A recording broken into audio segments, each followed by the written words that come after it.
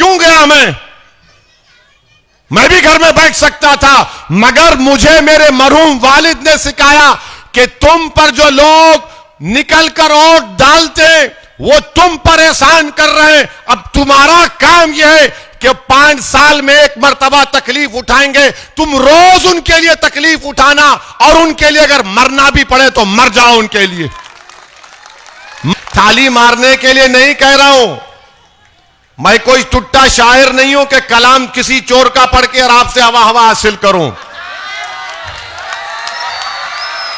मैं लाठियां खाया हूं, मैं पुलिस की मार खाया हूं, मैं कोई शीश महल से चलकर यहां नहीं आया हूं, मैं कोई हरियाली पर चलकर यहां पर नहीं आया हूं।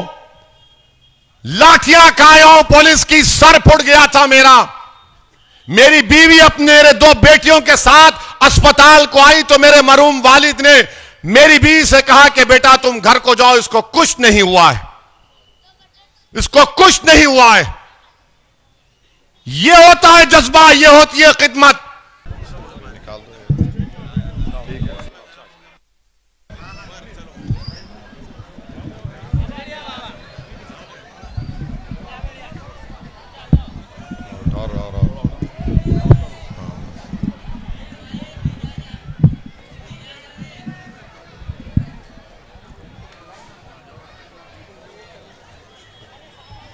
बिस्मिल्लाहिर्रहमानिर्रहीम। अस्सलामु अलैकुम वरहमतुल्लाहि वबरकातुहू।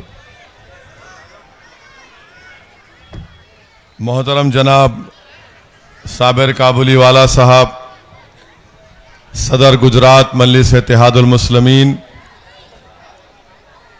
और दरियापुर के मजलिस इत्तेहादुल मुस्लिमीन के उम्मीदवार, जिनको हम तमाम लोग मोहब्बत से शफकत से लाला पुकारते हैं, और शे नशीन बतशरीफ फरमा उलमाए कराम, मेरे तमाम मजलिसी रुफ़क़ा, मैं आपसे गुजारिश करने के लिए आया हूँ कि 5 तारीख के दिन आप तमाम को अपने वोट का सही इस्तेमाल करना है, और इस वोट के इस्तेमाल से ही आप ना सिर्फ दरियापुर में एक नई तारीख को रकम करेंगे, बल्कि आप पूरे गुजरात में कमज़ोरों और मज़लूमों की एक सियासी क़ियादत को बनाएंगे।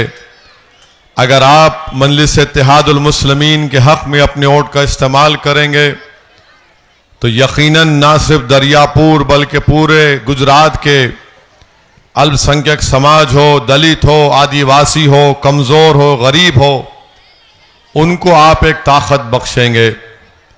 तो मेरी आपसे यदबन गुजारिश है कि मुत्तहिदा तौर पर अपने वोट का इस्तेमाल करिए, दरियापुर से लाला को कामयाब करिए। और आज आप जानते हैं कि गुजरात में 27 साल से भाजपा की सरकार है। 27 साल से आप तमाम लोग कांग्रेस पार्टी को इस उम्मीद पर वोट दे रहे हैं कि वो भाजपा को हराएगी, मगर सिर्फ वोट देने वाले आप बन चुके हैं और भाजपा जीतते जा रही है। और मैंने पहले भी कहा था, आज भी कह रहा हूं आपको, मैंने उत्तर प्रदेश में करीब 130 जलसे किए और हर जलसे में पुकार कर कहता था कि उत्तर प्रदेश और भारत की ऐसी कई रियासतें और प्रदेश हैं जहां पर हम किसी पार्टी को इख्तिदार पे आने से, सत्ता में आने से रोक नहीं सकते हैं, मगर हमारे पास इतनी ताकत है कि हम अपनी पार्टी के नुमाइंदों को कामयाब कराकर, उनको विधायक और एमएलए बनाकर, अपनी आवाज बनाकर उनको उस असेंबली में भिजा सकते हैं, ताकि अगर हम पर कोई जुल्म करे या हम पर कोई सवालात हम पर उठाए या हम इंसाफ की बात अगर हमको करना है तो हमारा नुमाइंदा उस असेंबली में हमारी आवाज को उठाएगा। मैं आज भी आपसे कह रहा हूं कि हमारी जिम्मेदारी नहीं है कि हम किस पार्टी को इख्तिदार पे आने से रोकें। हमारी पहली जिम्मेदारी होनी चाहिए कि हम अपनी पार्टी के नुमाइंदों को अपने वोट के जरिए, अपने इत्तेहाद की ताकत के जरिए, अपने सियासी शऊर के जरिए उसको कामयाब करके गुजरात की विधानसभा में भिजाए, ताकि वो आपकी नाइंसाफी के खिलाफ आवाज बुलंद कर सके, ताकि वो आपके दरियापुर की तरक्की के लिए लड़ सके, ताकि अगर किसी बिल्किस बानो का मसला उठे तो सरकार की आंख में आंख डालकर पूछ सके कि तुमने मेरी बेटी की इज्जत लूटने वालों को किस बुनियाद पर छोड़ा। अगर रोड पर लाकर जिस तरह खेडिया में बच्चों को पीटा गया तो कोई उठकर पूछे कि बताओ तुमने कौन से कानून के तहत उन मासूम बच्चों को रोड पर लाकर उनकी बेइज्जती की।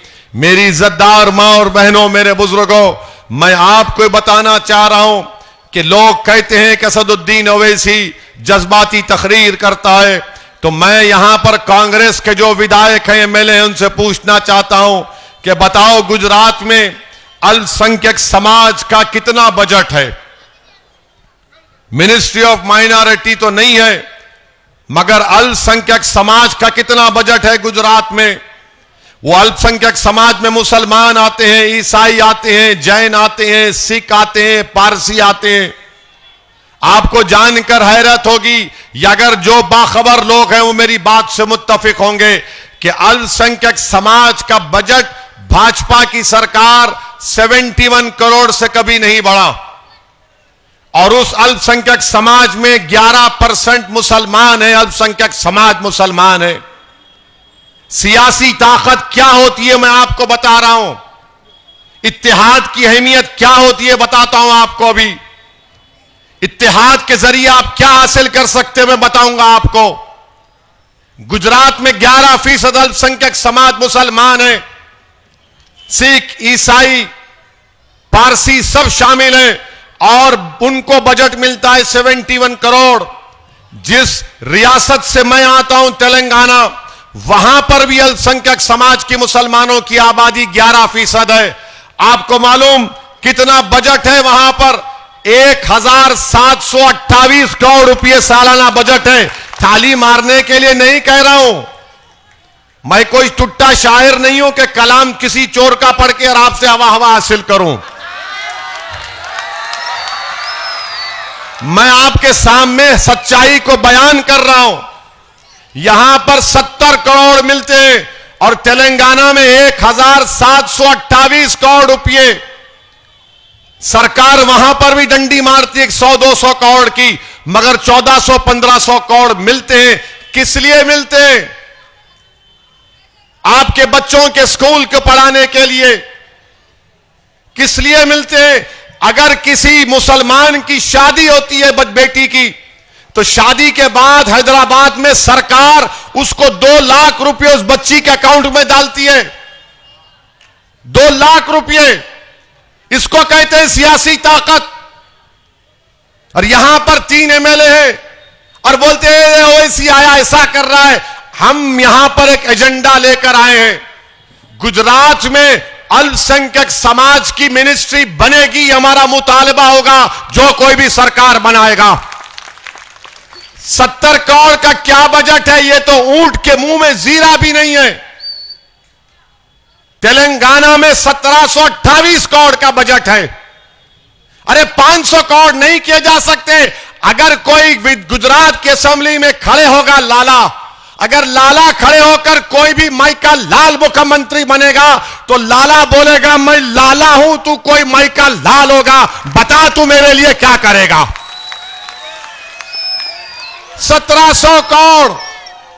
तो लाला अगर कामयाब होंगे तो लाला में वो काबिलियत है, लाला बेखौफ होकर कूद जाएगा हुकूमतों के सामने कि मुझे क्या मिलेगा बताओ। इस गरीबों की तरक्की के लिए सरकार क्यों पैसे नहीं बढ़ाती? मेरे अजीज दोस्तों और बुजुर्गों, ये बात आपके सामने इसलिए कर रहा हूं ताकि आप अच्छा फैसला ले सकें।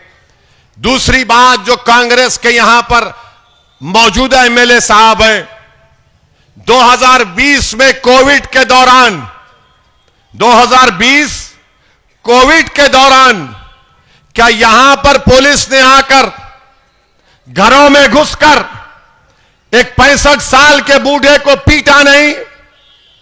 घरों में घुसकर दरवाजे नहीं तोड़े? मां और बहनों को गालियां नहीं दी ना? 2020 में उसके खिलाफ कौन बोला?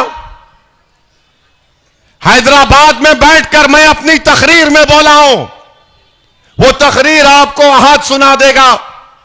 और मैं आपसे पूछ रहा हूं, जिस यहां से थोड़ी दूर के फासले पर वो जगह है, क्या लाला?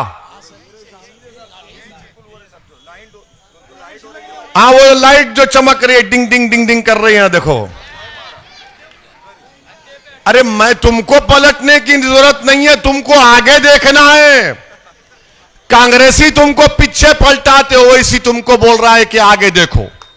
तो वहां पर वो वाकया हुआ, वहां से एमएलए साहब का घर कितना दूर है? कितना दूर है? कितना दूर है? 2 मीटर?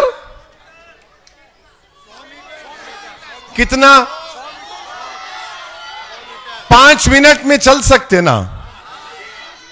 मगर क्या गयास का गयास है, तू निकल नहीं सका अपने घर से। जब लोगों को पीटा जा रहा था, जब बूढ़े को मारा जा रहा था, जब मां और बहनों को गालियां दी जा रही थी, एमएलए डर के बैठा था, मैं निकलूंगा तो मेरी पिटाई हो जाएगी। तू अपनी चमड़ी को बचाने के लिए गरीब की तकलीफ को भूल गया।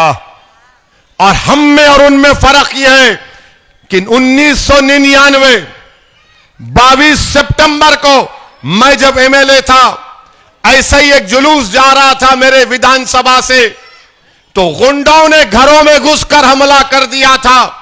10 मिनट के अंदर मैं दौड़ता हुआ पहुंचा तो पुलिस ने मुझे लिला लिलाकर मारा जमीन पर। 4 पुलिस वालों ने मिलकर मुझे इतना मारा कि सर पर 10-12 टाके लगे, पूरी पीठ और हाथ जिस्म लहू लहान हो गया, मेरा पूरा खून बह रहा था मुझसे। क्यों गया मैं भी घर में बैठ सकता था, मगर मुझे मेरे मरहूम वालिद ने सिखाया कि तुम पर जो लोग निकलकर वोट डालते वो तुम पर एहसान कर रहे हैं। अब तुम्हारा काम यह है कि 5 साल में एक मर्तबा तकलीफ उठाएंगे, तुम रोज उनके लिए तकलीफ उठाना, और उनके लिए अगर मरना भी पड़े तो मर जाओ उनके लिए। मैं लाठियां खाया हूं, मैं पुलिस की मार खाया हूं, मैं कोई शीश महल से चलकर यहां नहीं आया हूं, मैं कोई हरियाली पर चलकर यहां पर नहीं आया हूं। लाठियां खाया हूं पुलिस की, सर फुट गया था मेरा। मेरी बीवी अपने मेरे 2 बेटियों के साथ अस्पताल को आई तो मेरे मरहूम वालिद ने मेरी बीवी से कहा कि बेटा तुम घर को जाओ, इसको कुछ नहीं हुआ है, इसको कुछ नहीं हुआ है। यह होता है जज्बा, यह होती है खिदमत। आम दिनों में तो सब बड़े बड़े पहलवान बनते हैं, मगर जब जुल्म किया जाता है उस वक्त कौन ठहरेगा तुम्हारे दरमियान में, यह आपको फैसला करना है।